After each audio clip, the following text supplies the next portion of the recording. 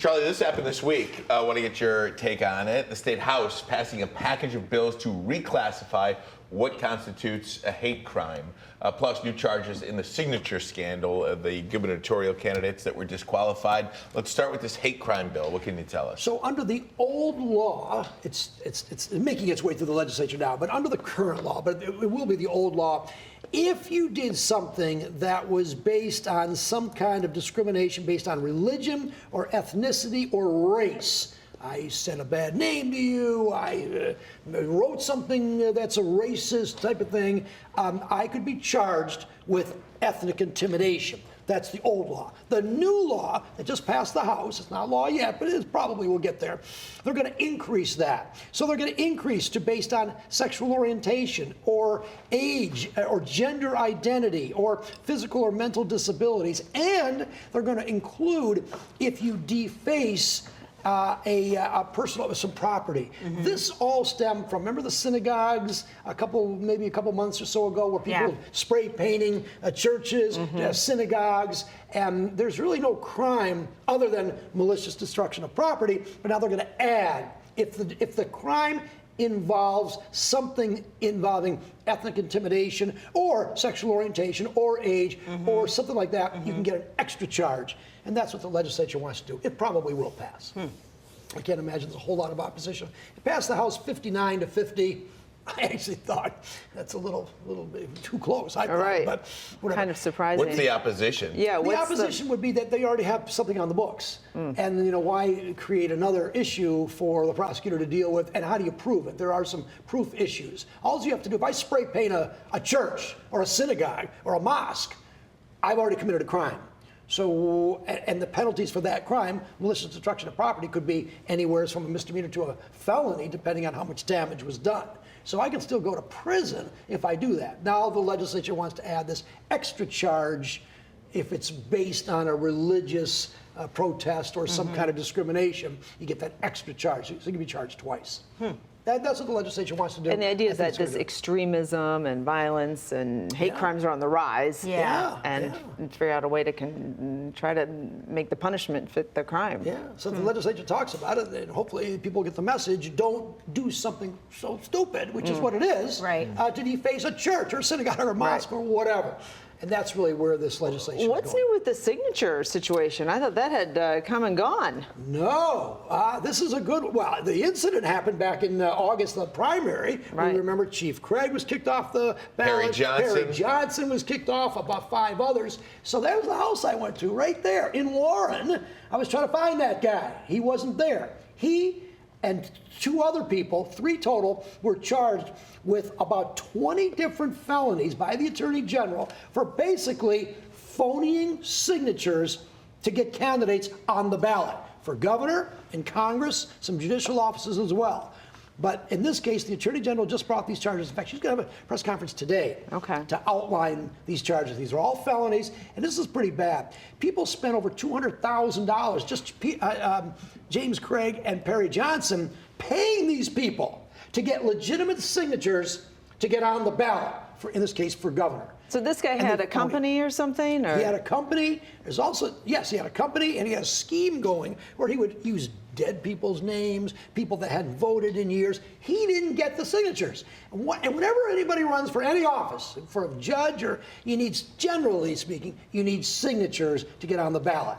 And that's a big deal. And I think people now overlook the process. So a lot of these candidates, they just hire a company, go out. You've seen them at various fairs or whatever, people with their signatures say, will you sign the petition to get Chief Craig on the ballot? Why can't their own campaign teams do that? I mean, it's nothing new. I know these companies exist, but it almost seems like you wouldn't want to use a company like this because you can't trust it.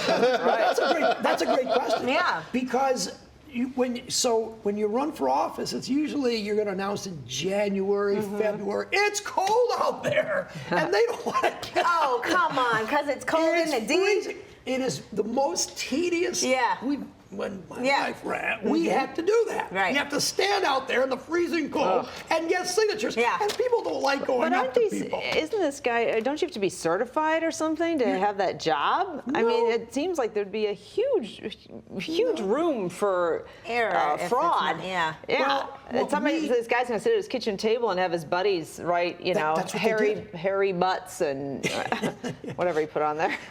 Was that one of the names? I think it was. One of the names. But that's the truth of the matter. But we went through every single signatures. And for governor, I forget how many signatures you need, but you need a lot of them. And you pay per signature. And these guys, like I say, it was at least 200,000 just for those two. And these people did it. And there's only a few companies that will hire people to go out there, stand out there, collect signatures, but they didn't do it. And now they'll pay. They'll definitely get, if they're convicted, let's go through the process. Sure. We can do process here. But if they're convicted, I think they'll do some prison You went to time. the house, he was not answering I did. the door? I wanted to talk to him. Okay. Yeah, see what his story was. He was hiding wasn't behind the there. couch. Taking a nap. He was tired. He had a beautiful car out in front of his parking lot in his driveway, though. Charlie, minimum wage battle heading to the Supreme Court as well. Want to talk to you about that coming That's up. a good one. Oh man, this minimum wage battle, really interesting. Headed to the state Supreme Court. The U.S. Supreme Court also doing a lot of action right now, too. are they on that? They're getting ready to wrap it up. Yeah. But we'll talk about this for now. Yeah. Charlie Langton, back Let's with just say more. Michigan. This is not Michigan, is it? Right, we will not go beyond Michigan. The big Supreme, they got other problems. They do. Yes, they do.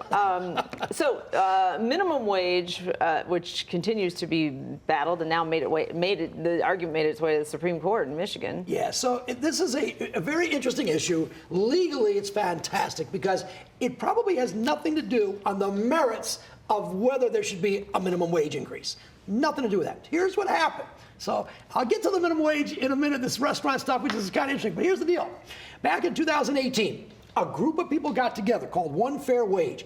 They got 400,000 legitimate signatures, and they got it on the ballot so that the public would be able to vote on whether there should be an increase in the minimum wage. Sounds good, right? Let the public decide. Okay, this group spent a lot of money, blah, blah, blah. Now, under the law, the legislature can say, we like that, we're going to adopt that proposal, and that's law. And the legislature did that. Wonderful. Everybody gets a minimum wage.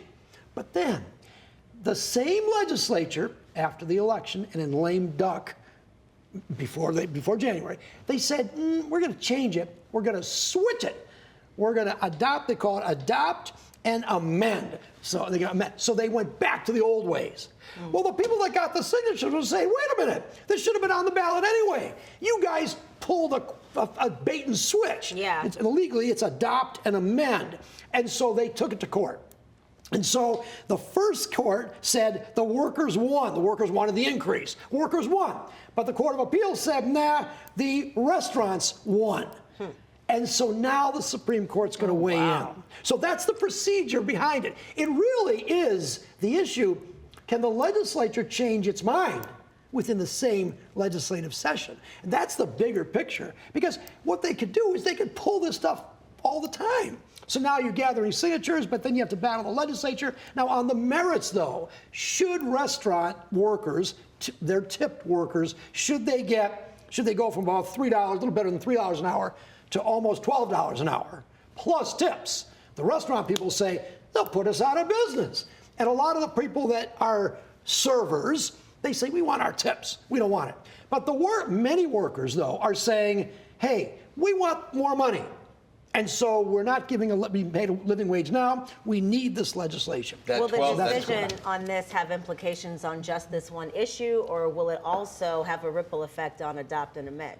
Yes, it will have an effect on every single ballot proposal on any issue. It could be abortion, it could be civil rights, it could be anything. Why? Because the legislature then has a lot of power, and they can play games. Again, I don't want to editorialize, but it's interesting to me how the same legislature can say, we'll adopt your amendment, great, and then we're going to switch it and cut it off within the same session. I'll editorialize for you a little bit. Go ahead. That $15 bowl of pasta just became a $30 bowl of pasta. That's true.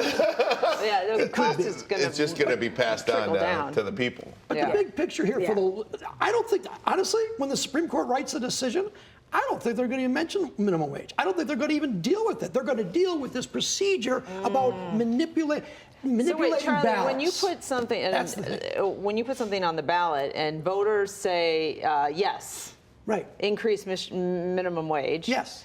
That doesn't necessarily be turned into the law of the land. It should be if the voters decide. Right. But we have this weird scheme in Michigan that you can adopt it, a legislature, and then amend it, change it. Yeah. And that's the problem. Sounds like an awesome system.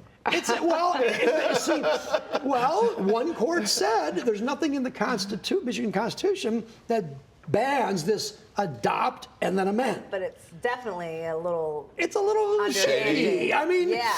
again, I don't want to editorialize. We appreciate the alliteration. It makes it sound really makes it- adopt and amend. But basically, they're saying we're going to pretend to listen to the you. voters, and then we're going to just do what we I mean, want. listen, want people anyway. can argue. Yeah, exactly. People can argue the legislature, they're the ones that really should make the rules. I mean, there's a lot of. But it's a good legal. I love this case. I think it's got a lot of great elements for lawyers and gathering signatures on petitions Yeah. and manipulating within the And legislature. when do it goes all. voters decide what's best for the state versus representatives? There you go. That just- Charlie, what do you got tonight? Tonight, we're going to be talking about why all this crime is going on lately, especially with young people. 3 police chiefs will join us Wow. tonight. And then we're going to talk about the Electoral College. Should we change the way that we elect the President of the United States?